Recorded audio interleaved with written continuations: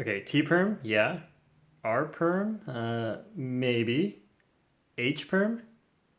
This is H perm? All right, so obviously whoever named the PLL algorithms did not have eyes because that is not an H perm. But thank God, today I have been given the job of renaming all of the PLLs, and of course, I am the person who is most qualified to do this. And nobody really gave me this job. I kind of decided to take it up on my own. Let's just say I'm a generous person and I want to give back to the Cuban community. You're welcome. All right, starting off with T perm. So this is kind of the only one that actually looks like a letter. So, all right, H perm. Let's be honest, this looks nothing like an H perm. It looks like a plus sign, but obviously we're not going to be using plus signs. We have to use letters here. So it can also be a lowercase t, but T perm's already using T. All right, so I'll give you a couple of seconds because this is a little bit tricky, but if you have a line that crosses another line, what letter is that? X, yes, is the letter X. X perm. X perm. I guess I look a little bit stupid now, huh? Maybe that's why we don't call it X perm. I don't even want to say that anymore. That's the last time I'm going to say it. But if you actually go look at the speed solving wiki page for PLLs under H perm, you will see that it says X as well. And since this is a really serious video, I know we can all be mature about this. Like, I know nobody here has ever made a joke about that before. So I don't know if that's why we don't use the letter X, but I guess we're going to have to come up with a different letter here. So we're going to have to come up with something different. And I think what works best for this is the fact that we have 4 lines extending in different directions. And if you look at all the letters we have, the only one that has 4 lines going in different directions is actually the letter K. So it's not that great. I'm not sure I really like calling it K perm, but it's better than H in my opinion. All right, so here we have F perm. The first time you saw it, you may have been confused why this is F perm. If you look at the empty space underneath those 2 lines and then you just draw like a line right there, then it starts to look like an F.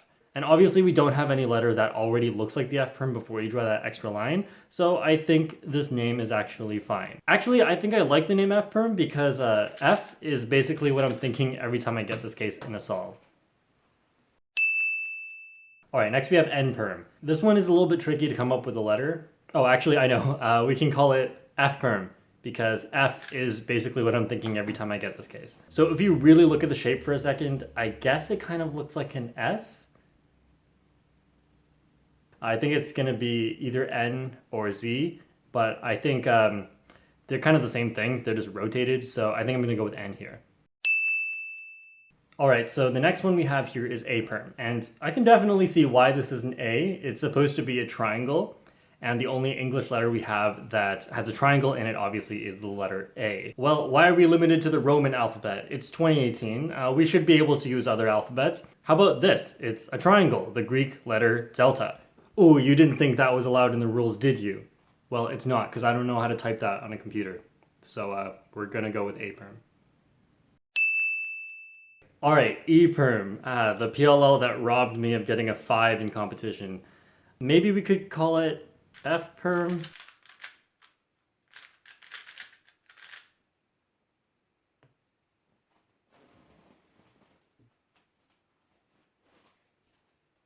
All right, this is a serious job. Got to take this job seriously. Okay, so I think the reason why this is called E perm is for the same reason as F perm. You just draw that line there, and then I guess we'll have to add an extra line in this one. I'm not sure I really like that because you have to draw 2 horizontal, like imaginary lines, and I think the fewer imaginary lines, the better. And the other thing is we usually hold it like this, so I don't think E is the best letter for this anymore. Oh wait, 2 lines on either side? Why don't we just join them?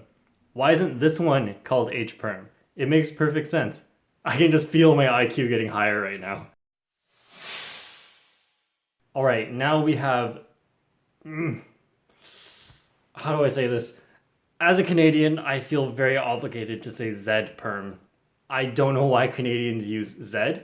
I don't think it makes sense with the rest of the alphabet. I feel like my natural thing is to say Z because it just makes more sense. Oh yeah, off topic, but what was that method Chris Strand came up with? Oh yeah, ZZCT. No, we're just don't say Z.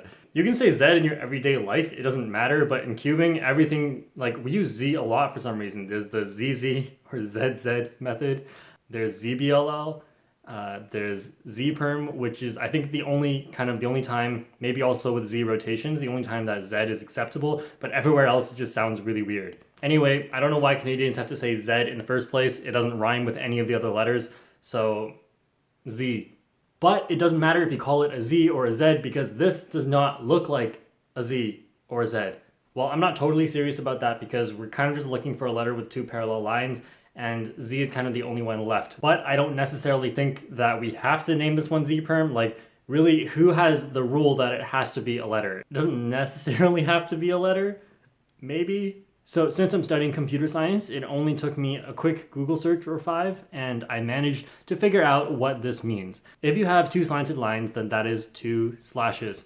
And two slashes in coding means a comment. All right, so I guess it's pretty clear. That's it for my job here, and if you have an idea for what this PLL should be called, then you can leave a comment, and I'll pick my favorite one for the next video. All right, so that's it, and stay tuned for part 2 of renaming the PLLs.